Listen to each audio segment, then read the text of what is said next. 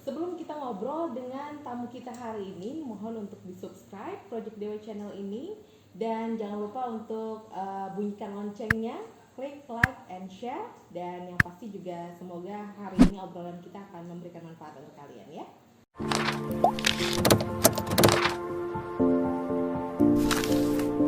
Nah, Risa, selama menjalankan usaha Ristiara Dress ini dan bergelut dengan baju pengantin ini kan kalau bisa dibilang ekspektasinya pengantin itu untuk baju pengantin itu kadang-kadang besar, ya kan?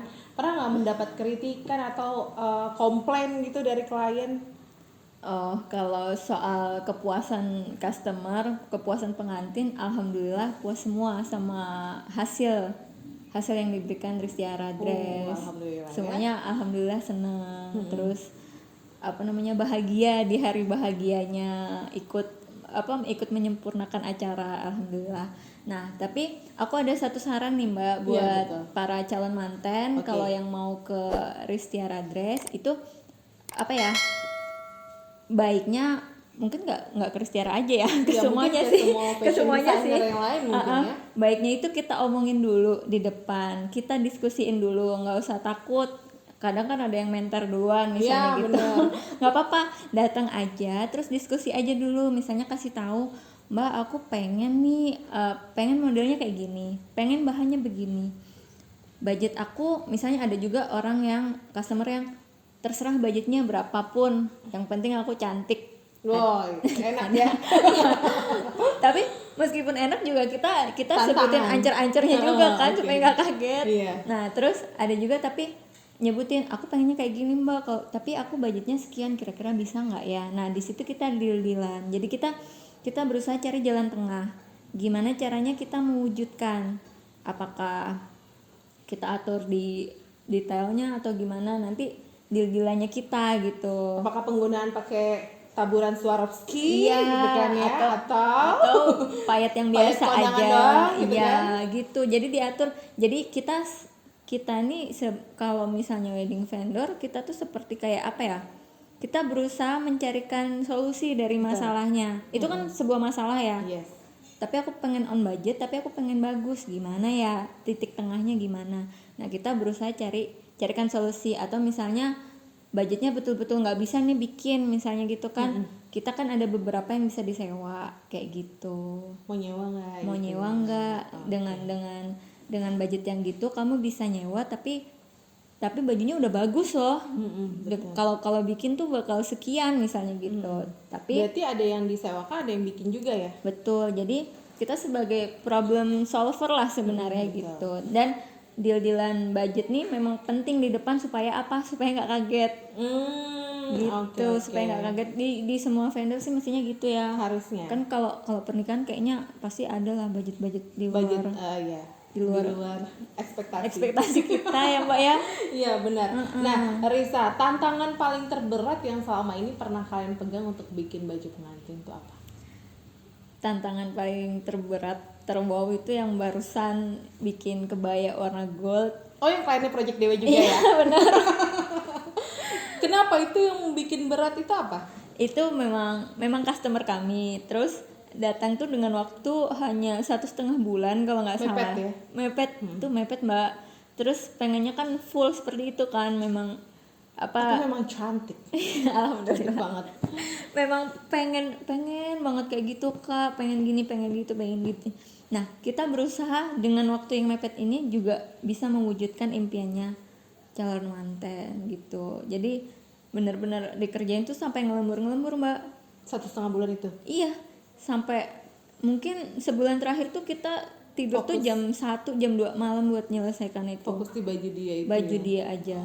Gitu, benar-benar fokus sampai kita bilang nggak apa-apa kalau mau diambil hamin seminggu misalnya gitu, tapi berarti kita stop kerja. Tapi kalau misalnya mau entar kita antar, tapi kan fitting dulu, udah oke, tinggal payet doang kan finishing. Nah tapi kalau misalnya mau entar, kita anterin sekalian kita pakein malamnya lah hamin 1, kita bisa tetap kerjain itu sampai detik itu. Nah ini Ristiara ini juga terkenal yang bisa jalur IGD katanya. UGD. IGD kan sekarang kan. Jadi kalau mendadak itu bisa dia bikin baju pengantin tuh mendadak bisa. Buktinya 1,5 bulan untuk baju yang bertabur paket segitu banyak Bener. dan cantik banget itu bisa. Oh ya, pernah juga bikin 5 hari. Ada rekor loh 5 hari bikin baju pengantin, luar biasa. Bolgon gitu. Bolgon lagi. Bolgon 5 hari. Bisa ya? Bisa. Bahan apa segala macamnya? Banyak sama-sama belanjanya di sini aja. Oh, belanjanya di sini aja. Belanjanya di sini aja. Kalau udah 5 hari nggak berani Mungkin kita yang nunggu ngambil dari luar. Oh iya benar. Itu tantangan terberat ya. Iya benar. Nah, ini kan Restiara Taylor awalnya, terus Iya. kemudian jadi Restiara Dress. Pertama dipegang oleh Mama, ya kan? Tapi Mama sampai sekarang pun juga masih terlibat di Restiara Dress ya. Masih. Mama lebih ke apa? Risa lebih ke apa sih? Pembagian job description-nya. Kalau mama itu lebih ke apa namanya?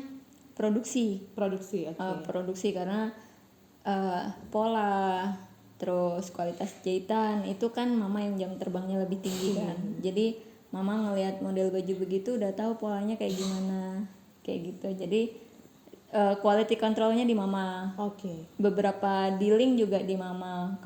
Kalau teman-teman aku dealing memang di aku. Jadi kita bagi-bagi tugas. Terus untuk promosi di sosmed aku, terus promosi ke yang lain-lain aku, atau kalau ada show, fashion show itu aku yang maju, aku yang ngurus gitu. Oh, jadi lebih seperti itu ya.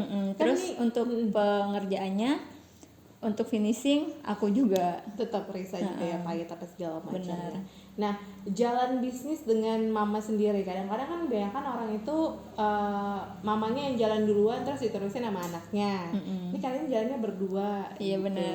Nggak ada berantem cocok aja kah? Atau Kalau ada juga berantem dimarahin ya? Kalau dimarahin iya. Namanya kita masih baru belajar sama yang sudah senior kan, ilmunya beda kan. Nah, kadang tapi berantem kecil aja sih, kayak misalnya kita ada beda pendapat misalnya gitu. Misalnya aku menggambarkannya customer kayaknya pengennya begini deh mah, tapi menurut mama enggak deh, kayaknya pengennya begini deh, kayak gitu. Ada beda pendapat gitu juga ya? Kadang ada beda pendapat, terus pada akhirnya kita yang nanya customer Maunya yang mana? jadi maunya yang mana ya, persepsiku atau mama gitu. Kan ini ada kaitannya juga nanti sama pengerjaan, jangan sampai udah jadi terus bongkar kan, itu kerja 2 kali, dan juga ada yang memang nggak bisa lagi dibongkar gitu kan. Kan sayang banget waktunya ngerjain, kayak gitu sih. Lebih kayak seperti itu ya, Cuman berselisih pendapatnya. kita saling mengisi sih kalau aku rasain sampai sekarang. Jadi mama ini jadi mentor. Benar mentor Untuk semuanya ya. untuk semuanya. Nah, terus Risa sampai mengembangkan Restiara ini jadi LPK.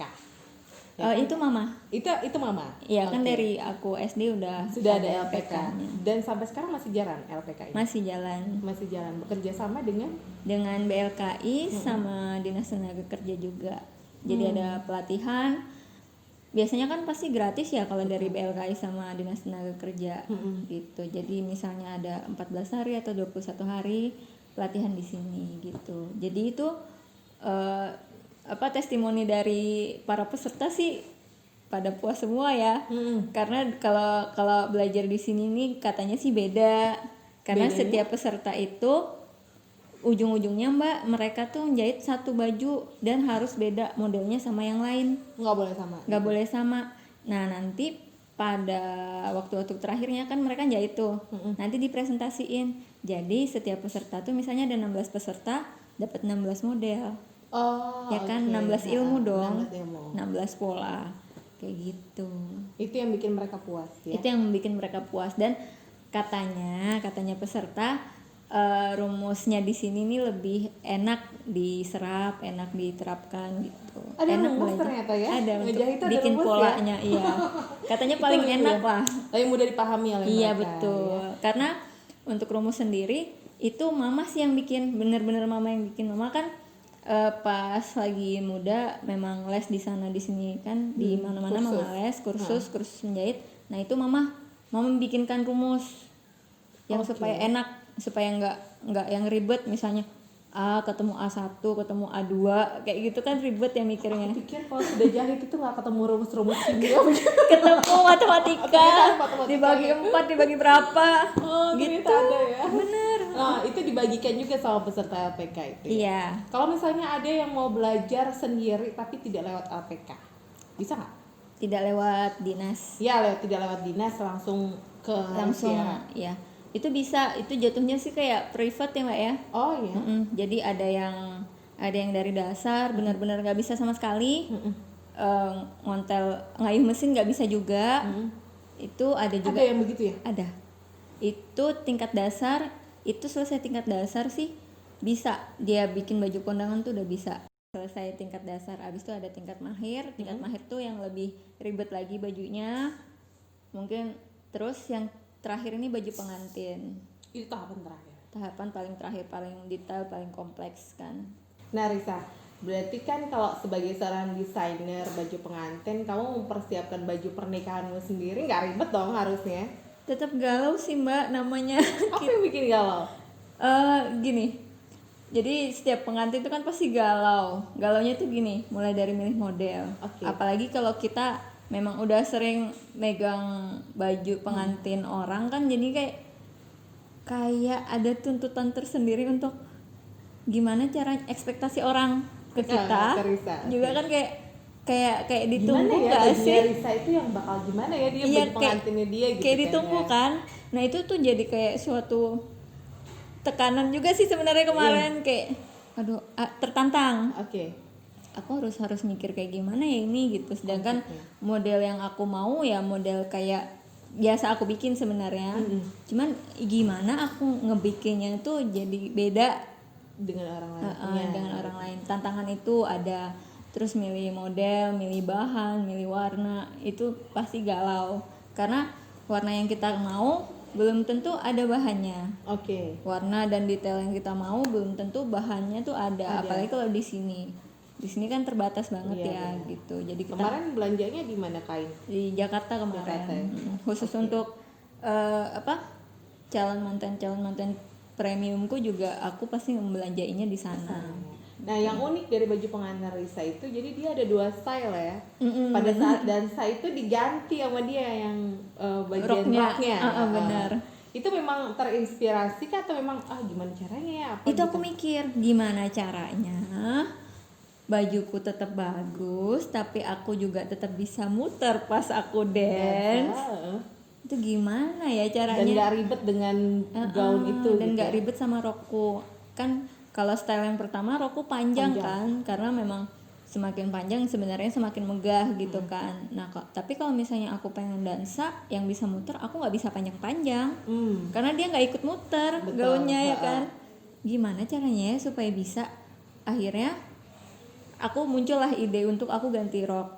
Terus akhirnya kan aku menyampaikan juga kan ke WO ya kan Mbak. Memungkinkan tidak waktu itu dia ngomong, memungkinkan tidak Mbak Widya kalau saya ganti rok.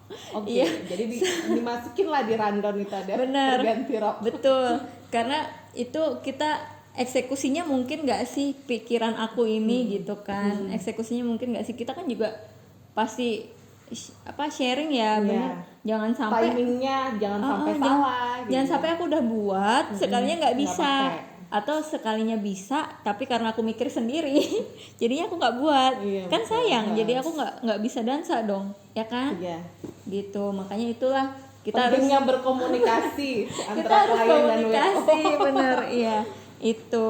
Jadi dari pikiran itu jadi mikir gimana ya caranya. Oh ketemu nih, aku harus ganti rok, aku komunikasikan ke WO. Oh sekalinya bisa dimasukin. Oke, aku bikin. Akhirnya jadilah dengan 2 style baju pengantin. Berarti kalau pengantin-pengantin lain mereka pengen begitu bisa dong harusnya ya? Bisa, bener bisa. Jadi tinggal disesuaiin aja. Tinggal dikomunikasikan. Iya. Lagi ya. Oke. Nah, Risa, pesan dan kesan untuk mereka yang mau merintis karir sebagai seorang fashion designer atau mungkin penjahit pemula. Ada ya? Atau fashion trainer ya sekarang Iya, nyebutnya. fashion trainer namanya ya. Fashion trainer. Nah itu pertama kita harus belajar apa yang kita mau, bidang apa yang mau kita kembangkan itu kita harus pelajarin. Kalau misalnya di fashion designer atau fashion trainer atau buka jahitan, pasti ilmu menjahitnya dulu. Ilmu jahit dari pola sampai menjahit sampai fitting. Nah, itu yang harus diasah dulu sebelum kita terima jahitan, karena terima jahitan tuh kan namanya kita jualan jasa tuh kan rentan akan komplain ya Mbak ya. Betul. Apalagi kalau pakaian kan misalnya ada yang lebih mengutamakan style, ada juga yang lebih mengutamakan nyaman. Nah. Ada juga yang mau dua-duanya dapat kan gitu. Kan ada.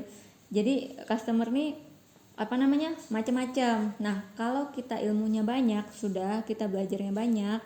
Nah, itu insya Allah kita apa namanya? Menghadapi customer tuh kita tahu jadi oh kuncinya di mana nih gitu. Oh, customer ini nih customer ini mau nyaman berarti nggak boleh ngepas banget. Jadi pas ngukur tuh kayak gimana kita lebihinnya gitu. Pas kita mola segala macam. Jadi semuanya itu harus dipelajarin. Kalau misalnya untuk belajar jahitnya kan di sini ada juga di Ristiara Dress. Terus juga aku lihat di YouTube sih ada juga sih sebenarnya Mbak. Cuman ada tutorial menjahit kita ada ya? Tapi pola-pola tertentu misalnya kayak rok gitu, rok yang simple aja, misalnya rok sepan atau kemarin aku. Tapi tetap harus punya basic dong. Iya, itu harus punya basic. Nah, basicnya itu yang memang harus kursus sih sebenarnya. Kalau kita udah kursus, kita nonton YouTube, kita paham. Tapi kalau misalnya kita belum kursus atau kita belajar sendiri beli buku misalnya di Gramet gitu ya, buku pola menjahit gitu, beda sih karena pemahamannya kan beda pemahamannya, lebih panjang sebenarnya. Diajarin sama kita belajar sendiri. Kalau belajar sendiri kan trial and error ya Mbak ya. Betul.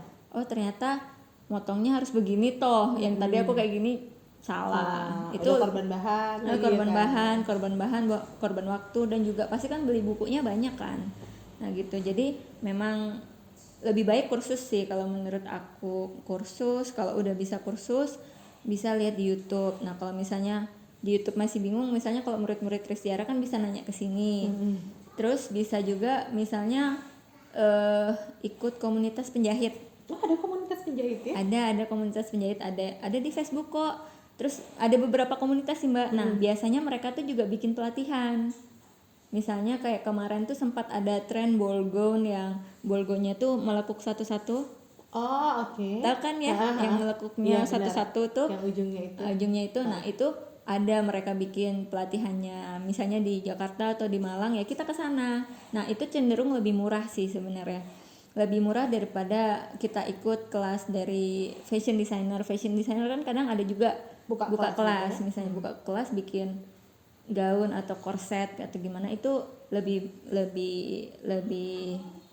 murah kalau ada pelatihan lebih terjangkau kalau dari kelasnya penjahit-penjahit. Begitu. Jadi mungkin endingnya tuh di selera Eski. Nanti pada saat finishingnya kalau misalnya kita punya selera bukan selera bagus ya, kita punya kita kalau desainer tuh yang bedain kan apanya, idenya. Itu karena hasil karya originalitas karya satu desainer dengan desainer yang lain itu kan punya berbeda, ciri khas, ya. Ada tesnya. Nah, tesnya itu nanti yang membedakan kita yang memang udah punya passion di fashion sama yang tidak bisa berkembang fashion desainnya gitu loh Mbak. Kan ada yang memang mandek memang dia jago banget di produksi atau menjahit tuh rapi banget. Tapi kalau disuruh milih bahan, milih ini, milih warna, milih itu nggak bisa. Tapi kalau jahit rapi banget gitu. Jadi memang ada plus minusnya. Nah, ntar kalau udah belajar tapi kita harus tetap belajar. Karena apa? Karena ada kalanya sih. Suka dukanya ada kalanya juga.